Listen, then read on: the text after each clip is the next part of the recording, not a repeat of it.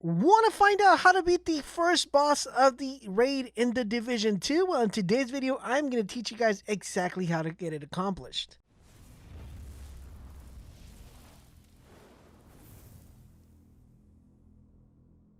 Asifa, this is LaserBolt, and today I'm going to be teaching you guys how to defeat the first boss in the raid for the Division 2 Operation Dark Hours. Now, before we dive in and how to beat him, I want to know how many of you guys have actually attempted the raid, and if you have gotten past the first boss. If you have attempted it and you gotten past the first boss, let me know in the comment section down below. If you have attempted it and haven't, also, please let me know in the comment section down below. If you would like to see an additional guide for every single boss that is found within the raid, also let me know in the comment section down below. Now, that sounds like something you guys are interested in. Do consider dropping a like. Let's get this video to 500 likes. But now, let's get started on how to defeat Max Bomber. So, Max Bomber is the first boss you're going to be bumping into after you clear the assaults on the airport and destroy the signal source. Once you guys complete that, you'll go through an area of tunnels. Once you work your way out of the tunnels, you'll be presented within a room that looks like a big square. I'm going to be putting up a picture to give you guys a better idea of what I'm talking about. I'm just going to give you guys a quick overview of what you will need to do,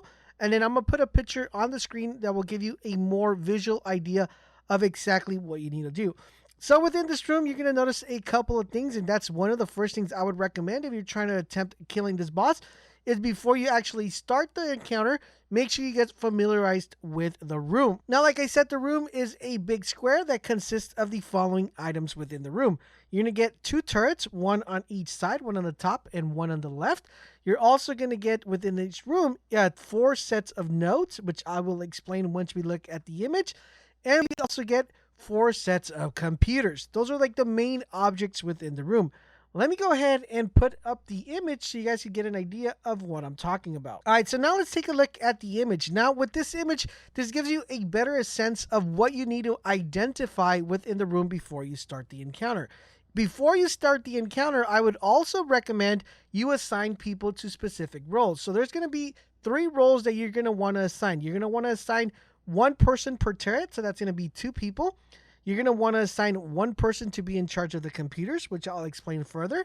And you're going to want to assign 1 person to kind of be the baiter, which we're going to talk a little bit later in the video. So that's going to leave you with at least 5 additional people who are also going to be in the room, whose main objective is to clear out ads. But let's talk about each individual role and what your role will be as part of the raid team. So let's take role number 1. If you are assigned to a turret, this is the way you actually start the encounter. The person will get on a turret. 1 person will get on the left one. 1 person will get on the bottom right one. Once you shoot the turret, then the encounter will start.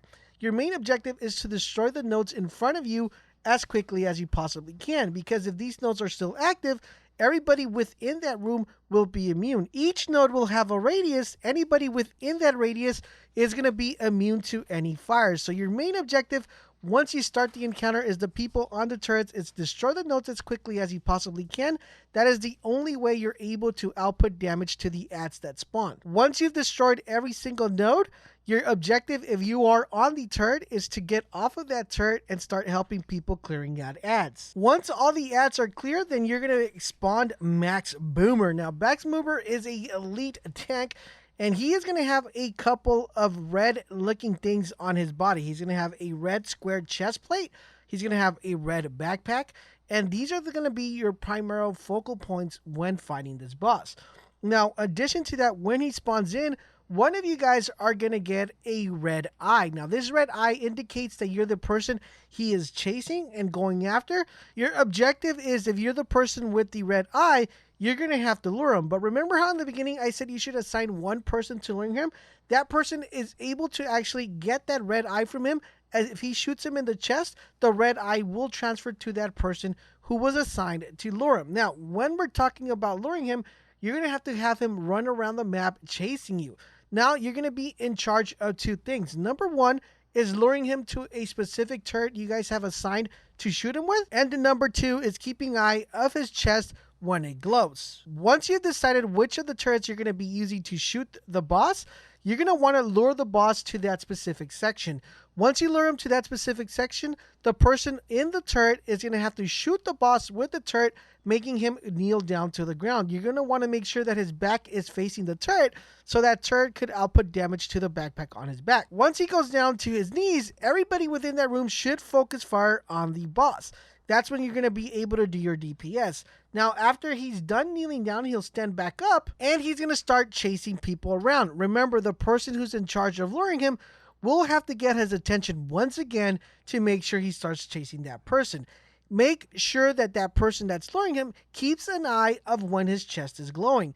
If for some reason that person is not able to keep an eye out for when his chest is glowing, anybody else within that room should also pay attention, because if his chest glows and you do not shoot his chest, he will automatically regain all the damage you did to him and get his shield back up. So your main objective, if you're the person luring, after you down him and do damage to him, is make sure you keep an eye out for his chest so it won't glow and you prevent him from recharging his shield. Now, like I said, anybody else is able to shoot him, so just make sure you guys coordinate that as a team. Avoid his chest glowing and him regenerating his health. Now that you have that clear, that's pretty much rinse and repeat after that. Now, there is one more additional caveat to this encounter, because after he goes down, it's going to take like about 30 to 20 seconds that the nodes will come back online. And remember, once the nodes come online, then you won't be able to do any damage to the ads that are also spawning while you're fighting the boss. But there is a trick to avoid the nods from coming back, and that is where the computers come in play. Because remember, we said in the beginning that we were going to assign one person to the computer?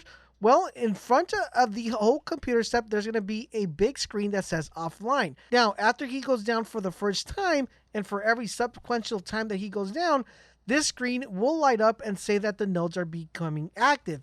In this screen, you're going to get 4 different squares with 4 different letters. The square that's blue indicates to you which computer you need to go and activate. Once you see the letter appear on the screen, the person in charge of the computer is going to have to walk to that specific computer, depending on the letter it shows up on the screen, hold down X, which is I'm on the Xbox, and make sure you deactivate that computer. Once that computer is deactivated, you're then going to proceed and knock off all the nodes off the grid to avoid the nodes coming back.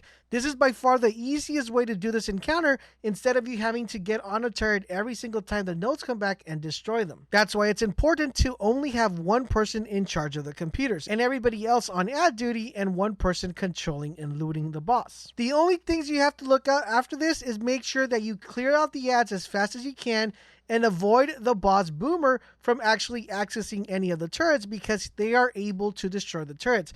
If a turret is destroyed, you then only have one more additional turret to DPS him with or to knock him down with, and if both turrets are destroyed, it's pretty much a wipe. After you become familiarized with the objective, it's just pretty much a rinse and repeat. It's just luring him around, making sure he walks up to one of the turret, have the turret shoot the boss, he goes down on his knees, you DPS him, wait for the screen to show up which computer to deactivate, and go deactivate the computer, clear out the ads, and rinse and repeat until you knock all of his shield. After his shields are completely off, he'll go ahead and be melted as butter. Now, after you defeat the boss, this is the loot you will be getting: a Negotiator Dilemma Nibble Backpack Blueprint, a Wave and Wear Pad Holster, which is going to come at a gear score 500, Military M60E4, gear score 500 as well, SRS A1, a Gear Mod, Intensity, gear score 500, and a 586 Magnum, which is also a gear score 500. And there you guys have it. That is how you defeat Max Bomber in the Division 2 raid. If you guys would like more additional guides on how to defeat the bosses that are also part of the raid, let me know in the comment section down below. I'll be more than happy to put those together. I do hope you guys did find this video helpful and informative. If you did, do me the huge favor, guys. Drop a comment in the comment section down below if this helped out your team. Also, please, guys, don't forget to drop a like on this video. That does help out a lot.